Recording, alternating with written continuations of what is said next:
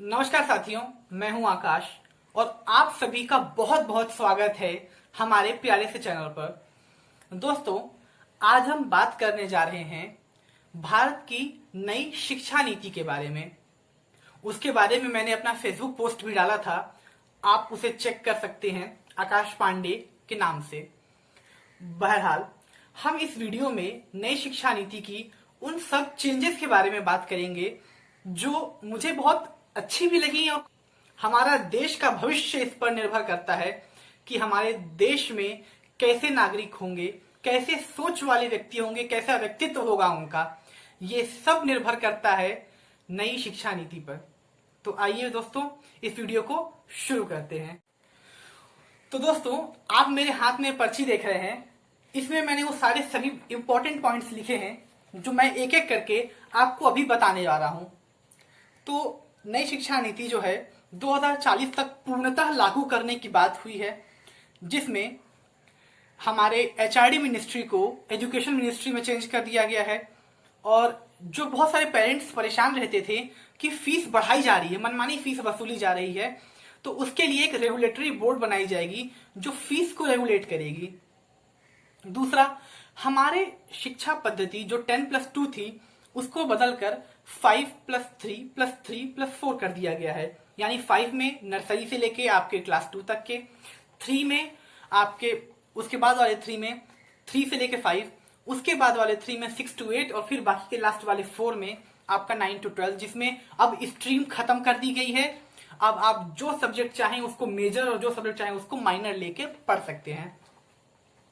फिर vocational courses class 6 से ही चालू की जाएंगी, जैसे कि कोडिंग हो गई, कारपेंटरी हो गई, इलेक्ट्रीशियन बनना हो गया। ये सब सारे काम आप क्लास 6 से चाहें तो शुरू कर सकते हैं।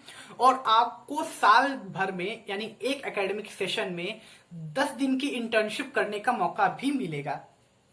बोर्ड एग्जाम्स जो है उसमें पैटर्न में चेंजेस किए गए हैं।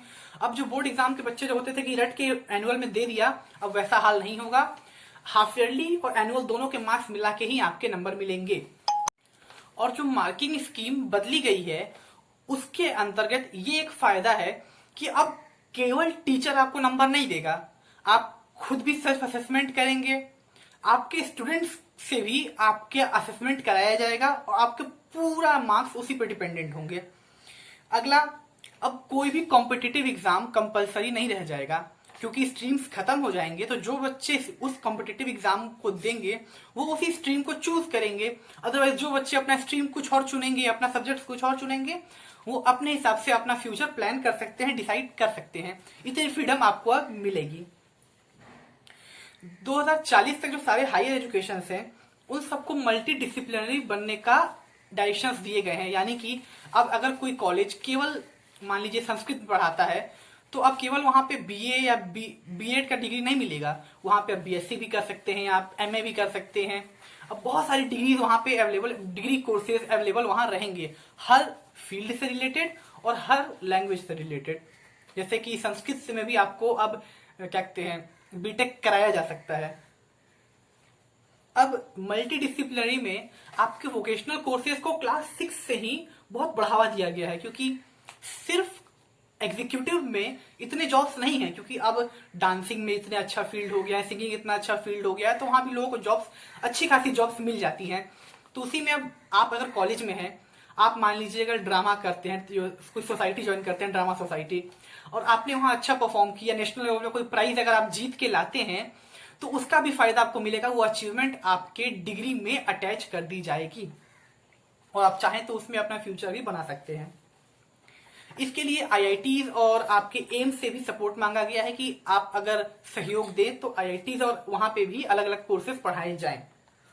और हमारे आए हैं फॉरेन, कई बच्चे जो होते हैं हमारे फॉरेन पढ़ने जाते हैं क्योंकि वो यहाँ के फैसिलिटीज से उतने संतुष्ट नहीं होते हैं।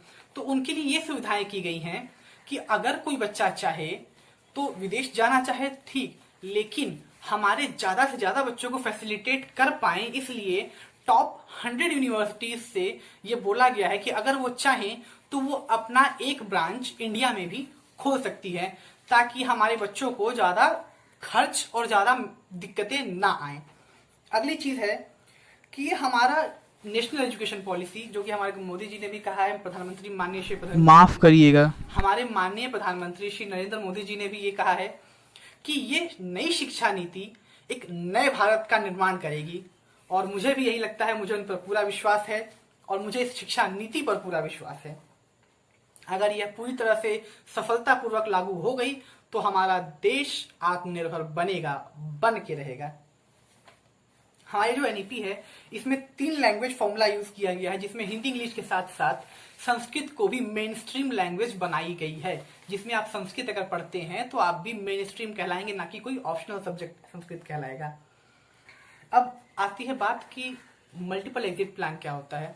जैसे अगर आप कॉलेज में पढ़ रहे हैं तो आप अगर मान लीजिए किसी कारणवश, चाहे आर्थिक संकट हो, चाहे किसी आपके घर में कोई दिक्कतें आई हो, उसके वजह से अगर आपको कॉलेज अपना 1 साल में 2 साल में छोड़ना पड़ जाता है, तो अभी क्या होता था कि आपने अगर कॉलेज छोड़ दिया तो आपकी डिग्री नहीं मिलेगी, आपको आपके पैसे भी जाएंगे, आपको डिग्री भी नहीं मिलेगी, क्योंकि आपने कोर्स पूरा नहीं किया इसलिए।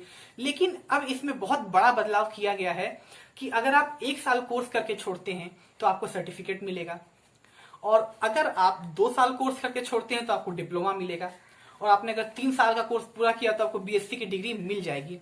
और वहीं आपने 4था साल भी अगर किया, जो एड ऑन हो रहा है, तो उससे आपको एक रिसर्च, 1 साल पूरा आप रिसर्च का काम करेंगे, जिसमें आपको रिसर्च प्लस डिग्री की जो बैचलर की डिग्री दोनों मिलेगी। अगली बात आती है कि हमारा जो है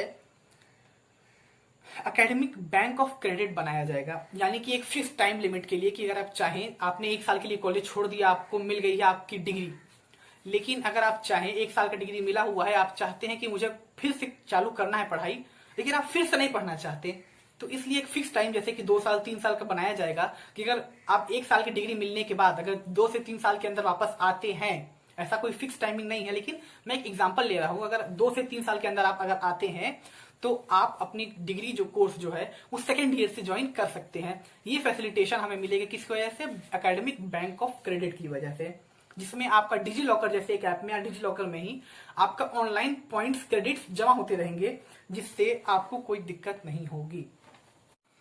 आज के लिए बस इतनी ही जानकारियां।